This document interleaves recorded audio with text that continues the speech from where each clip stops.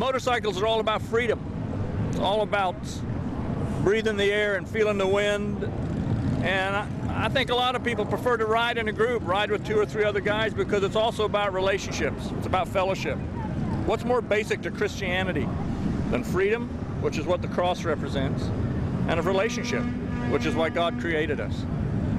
This is not just an important thing to me. This is very much a part of what I do with my life, because I'm on the leadership team of a biker church that meets in a biker bar.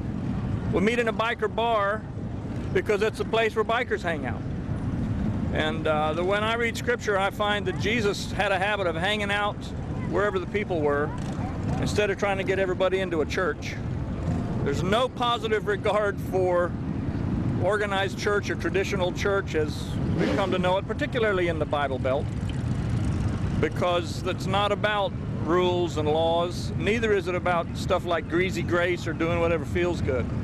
It's about being intelligent, responsible, passionate people who have found a relationship with someone bigger than ourselves.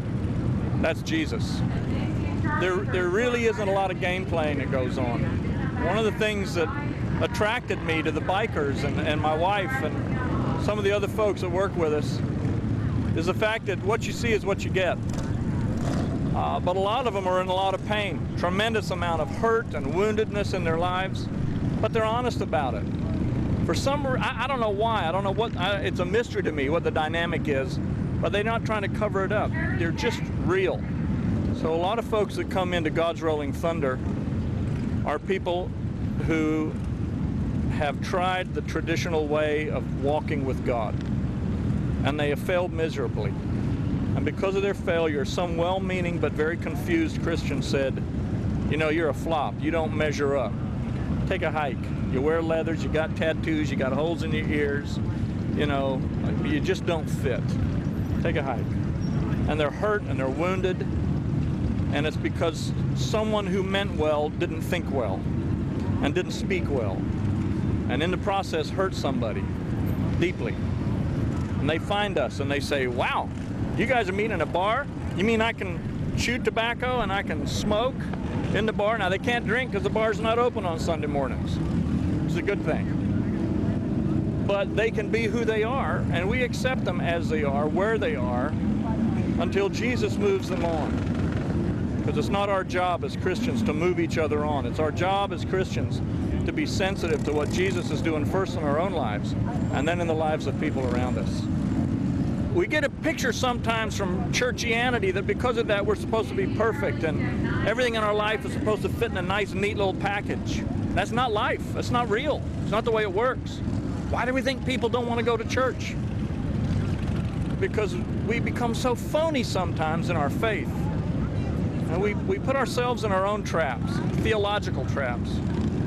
And we find ourselves doing things and saying things and acting in ways that are totally foreign to who Jesus Christ is. Is everything about Christianity bed of roses? Absolutely not. And people who say so, God bless them, they're just either, they don't have all the oars in the water or they're just lying. Because something in my Bible I read one time talked about not being surprised when we suffer.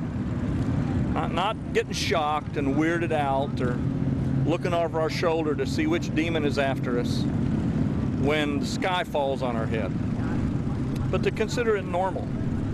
It's a part of the world that we live in. And it's a part of what God uses to cause us to thrive in this world in which we live.